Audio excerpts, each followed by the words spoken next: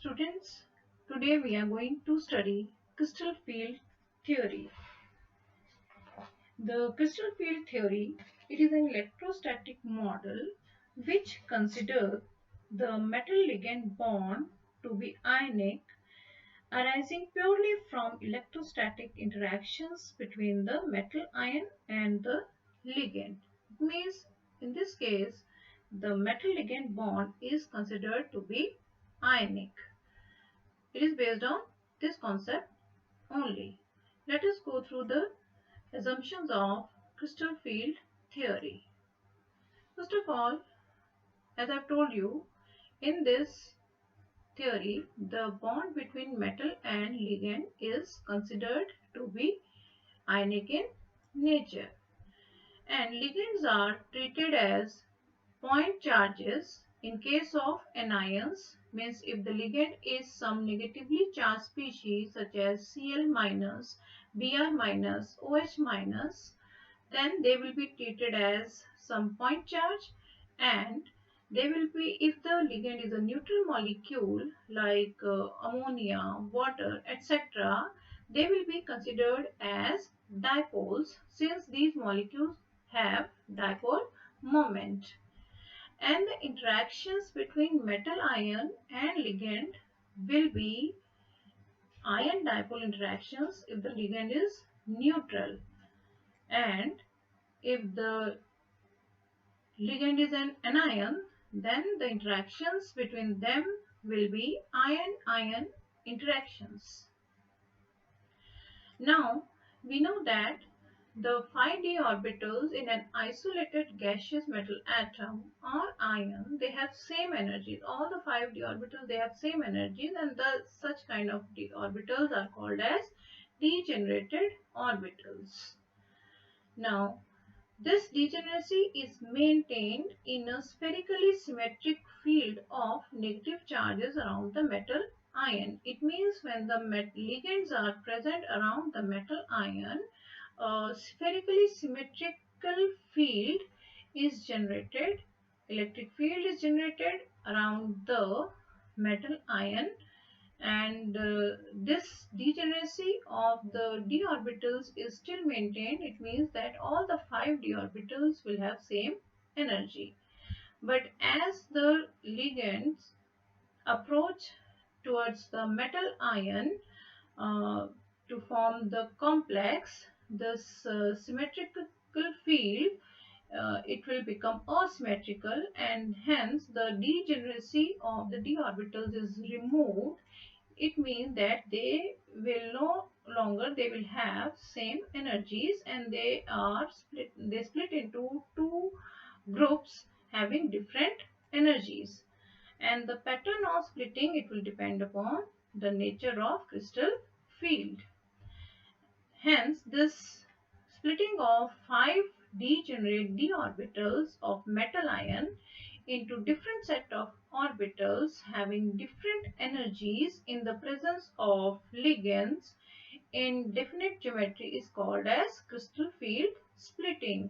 It means that the 5d orbitals, they are simply splitting into two groups in the presence of ligand, and this is nothing but crystal field splitting, and it is occurring in the presence of ligand only. Now, crystal field splitting, we have to study two cases.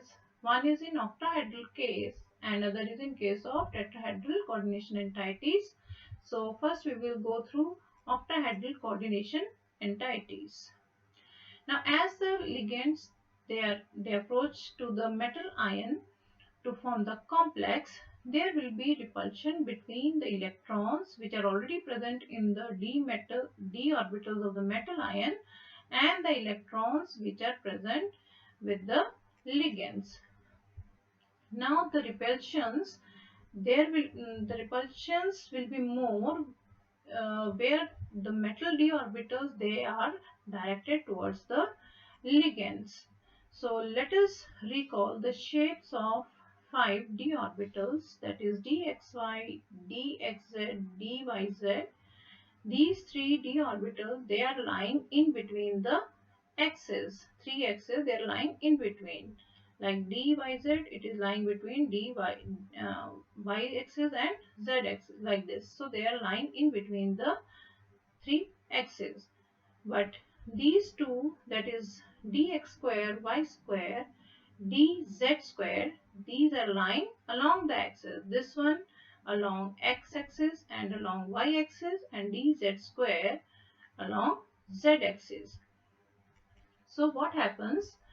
The This is the case in case of octahedral field around the metal ion. In center we have metal ion, and these red dots or red balls, they are the ligands which are present around the metal ion in octahedral manner, and we can see that they are lying along the three axes. So the d orbitals which are lying along the along the three axes, their energies will be raised. Their repulsions will be more in those cases, so their energy will be raised.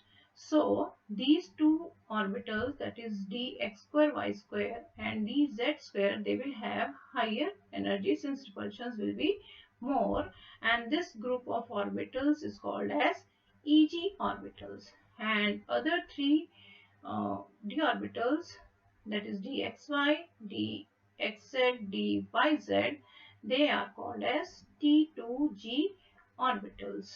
These Eg and T2g terms are simply spectroscopic terms, and we have to just remember in this manner only.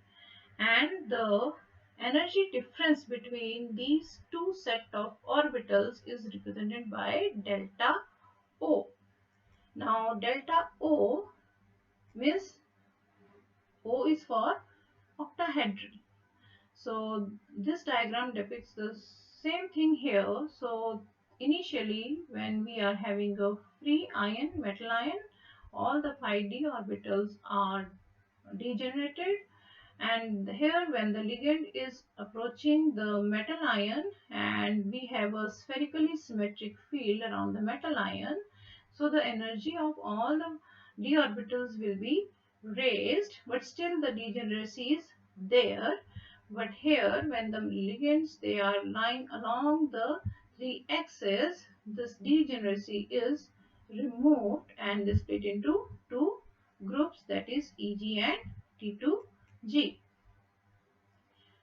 Now in this case the same thing is shown in this diagram also.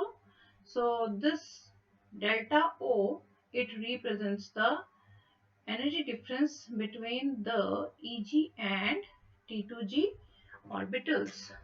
But one thing we have to keep in mind, that the crystal field splitting occurs in such a way that the average energy of the d orbitals does not change. This is known as bicenter rule.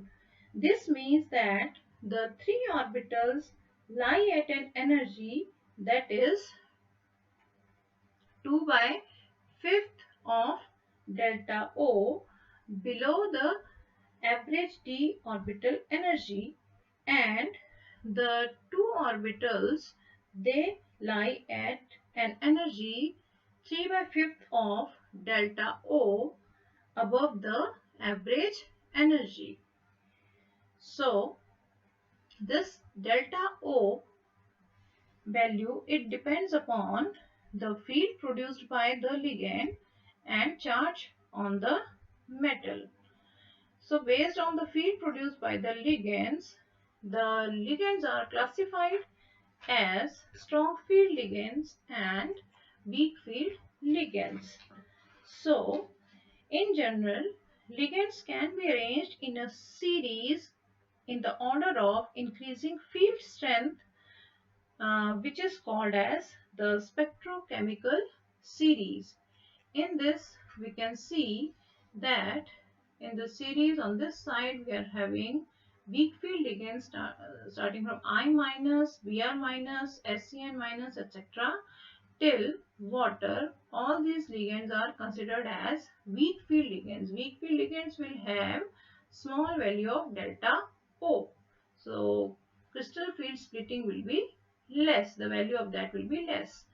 Then after that we have whatever ligands we are having, they are considered as strong field ligands. It means they will have large values of crystal field splitting. Now we will see the filling of electrons in the two groups of d orbitals. Once there is splitting of d orbitals into two groups, the electrons which are present in the d orbitals of the metal ion, they will be filled in a particular manner. Suppose we are having D1 to D3 coordination entities. It means we are having metal ions having 1, 2 or 3 electrons in the d orbitals of the metal ion. They will be occupying lower energy T2G orbitals. But the filling of fourth electron, suppose we are having a D4 system. In D4 system, first 3 electrons will be obviously going to the T2G orbitals only, but the fourth electron, it can either go to Eg or it can, it can go, Eg is a higher energy orbital, or it can go and pair up with T2G orbital. Now which orbital it will occupy, it will depend upon the values of delta O and P. So P is the pairing energy. This is the energy which is required to accommodate two electrons in the same orbital. And delta O is the energy difference between two set of d orbitals, that is Eg and T2G.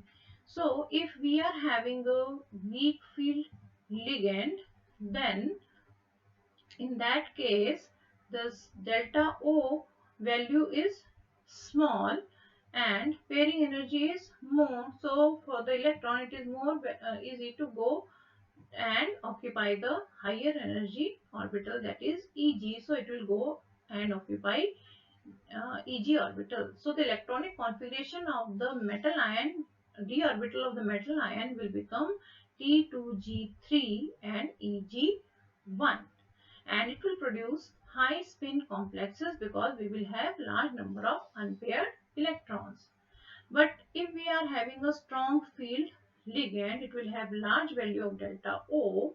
So pairing energy is less. So instead of going to higher Eg orbital, the fourth electron will go and pair up with the electron present in T2G orbital. So in this case, the electronic configuration will be of the d orbital of metal ion, it will be T2G4 and Eg0, and it will produce low spin complexes since it will have less number of unpaired electrons. So let us see one example. This is for Mn2 plus ion, which is a D5 system. Mn2 plus ion will have 5 electrons in its d orbitals. So if we have a weak field ligand like water, so what will be the electronic configuration? First, out of 5, first 3 will be going into T2G orbitals, then 4th and 5th will go and occupy the higher energy Eg orbital, since this energy difference is less. But it, if we have a strong field ligand like Cn minus, this energy difference is large.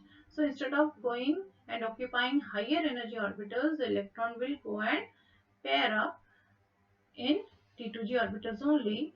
And in this case, we have one electron which is unpaired. So in this case, the electronic configuration is T2G3 Eg2, and in this case the electronic configuration is T2G5 Eg0. So this will be forming low spin complex, this will be forming high spin complex. Let us see few more examples.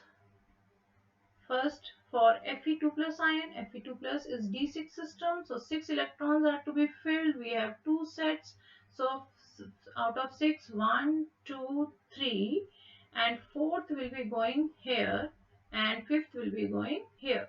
So this energy difference is not much, and then sixth will go and occupy this orbital. Since water is a weak field ligand, but if the ligand is Cn minus, then the filling will occur in this manner. So we have 6 electrons. This energy difference is large, so pairing energy is less. So electrons will be going and pairing up.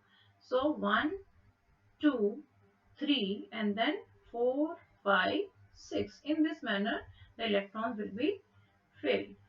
Same is the case in this that cobalt 3 plus, it is again a D6 system. So COF6 is having T2G 4 and Eg2 electronic configuration, and in this case cobalt with Cn minus as ligand. In this case the electronic configuration of d orbital will be T2G6 Eg0. Now let us see the crystal field splitting in tetrahedral coordination entities. Now if you recall the geometry of tetrahedron, then in this case the ligands are coming in between the axes.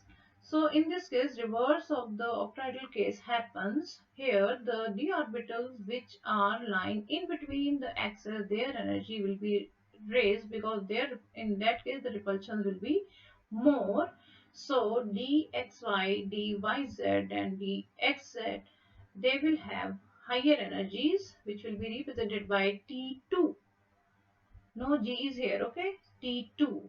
And the e orbitals will be dx square, y square and dz square.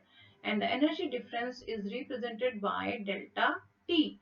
T is tetrahedral.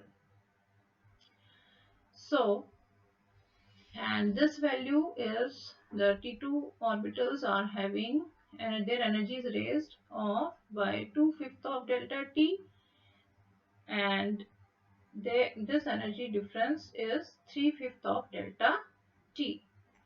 Now, in case of tetrahedral complexes, the splitting is less as compared to octahedral complexes.